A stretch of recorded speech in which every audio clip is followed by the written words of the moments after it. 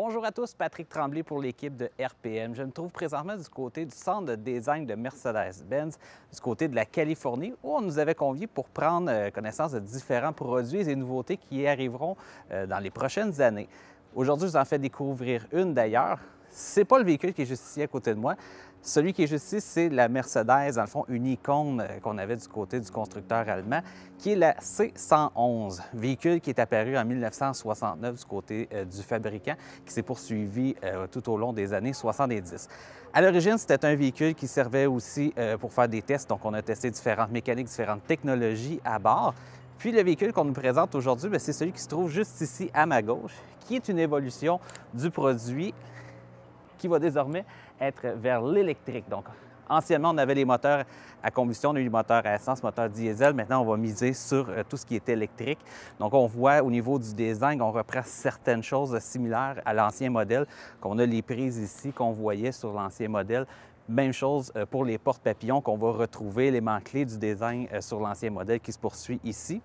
Sinon, au niveau du reste, on y va dans la modernité. On voit ici les lumières, tout ça pixelisé au DEL, sans rappeler aussi le design qu'on avait du côté de chez Hyundai avec la Ioniq quand on avait présenté le modèle il y a quelques années. Sinon, pour le reste, à l'intérieur, on a quelque chose qui est très futuriste en même temps, très épuré. Au niveau du constructeur, on nous dit qu'on veut avoir un style lounge à l'intérieur du véhicule, comme on peut voir ici. Particularité qu'on va avoir sur ce véhicule-là, mais c'est au niveau des motorisations. Donc, on a une nouvelle génération de motorisation électrique. Donc, je vous fais suivre juste ici pour vous montrer vraiment la différence. Vous allez pouvoir voir les détails techniques dans l'actualité que je vais faire à cet effet en même temps, mais je me suis dit qu'un visuel serait encore mieux pour vous éclairer. Donc, on a ici un moteur typiquement électrique qu'on a dans 99 % des véhicules électriques sur le marché actuellement. Et le moteur qui équipe notre véhicule derrière nous, c'est la version, on pourrait dire, 2.0 des moteurs électriques. Donc, on le voit ici en version éclatée. Donc, on voit la différence, comment est-ce qu'il est composé le moteur. Et c'est vraiment plus mince.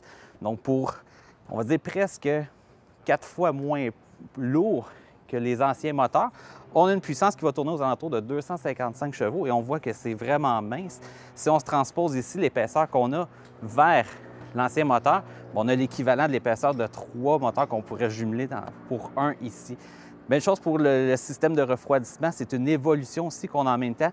Normalement, notre système de refroidissement est ici à l'extérieur, tandis que sur les autres, dans le fond, le moteur 2.0, mais c'est des bobines en copper, dans le fond, qu'on va avoir, qui vont être un petit peu différentes. Donc, on va avoir un système de refroidissement beaucoup plus efficace qui va permettre d'avoir des meilleures puissances au niveau du véhicule.